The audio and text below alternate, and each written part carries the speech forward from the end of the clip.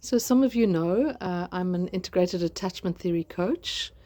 I qualified in October 2025, and I am busy growing my coaching business.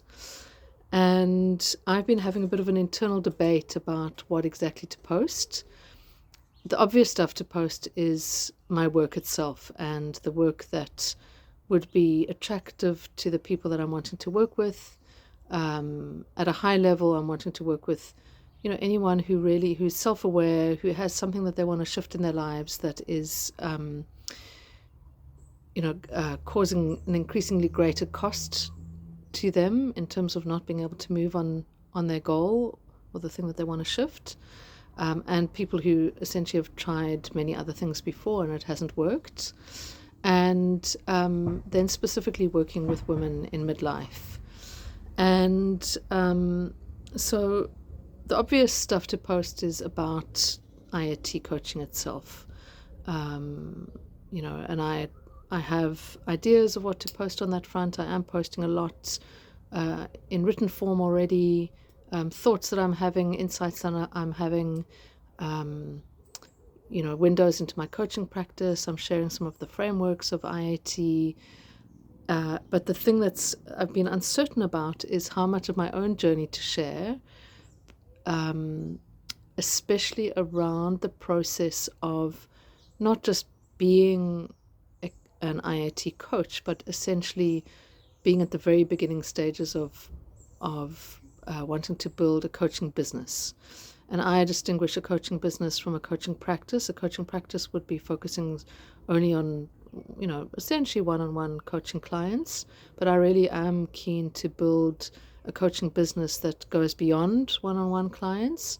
And so there we're looking at, the idea is, how do I uncouple my earning potential from essentially selling my time for money? So it's completely interrelated, but I have been wondering around, sharing both information that's relevant for potential clients, whether it makes sense for me to be sharing my own journey around this process of wanting to build my own business, and especially, and the reason why I think it is relevant is that it's very, very edgy. When I have people arriving in my room and wanting to work with me, I love my work. I love IAT. It's changed my life, and I've seen so many of my own clients have had such profound shifts in their own lives.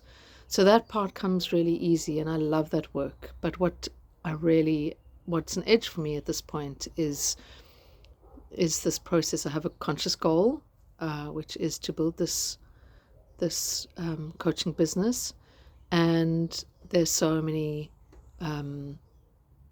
edges that I'm facing within myself, and I'm applying the IAT coaching to myself along the way, or the IAT integrated attachment theory to myself. And I'm at the very beginning stages. There are many people out there who we see them when they've essentially reached success, and we don't necessarily see the journey of the trials and tribulations to get to that point. So my instinct is to share, at I think quite a personal level, just the kind of what it is that how I'm applying integrated attachment theory to my own life and to my own goals. And and